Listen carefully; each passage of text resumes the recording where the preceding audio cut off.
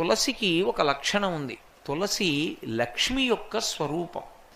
తులసి ఈ భూమి మీద పుట్టినటువంటిది మొట్టమొదట ఎక్కడి నుంచి పుట్టింది అంటే బీజము నుంచి వచ్చింది కాదు తులసి చెట్టు. తులసి చెట్టు గింజల్లోంచి రాలేదు.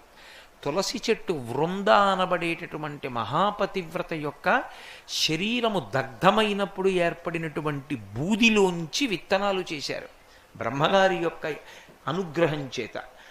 ఆ విత్తనములను చల్లితే అందులోంచి తులసి పుట్టింది. అందుకే అసలు తులసి కారణజన్మురాలు, లక్ష్మియే తులసిగా వచ్చింది.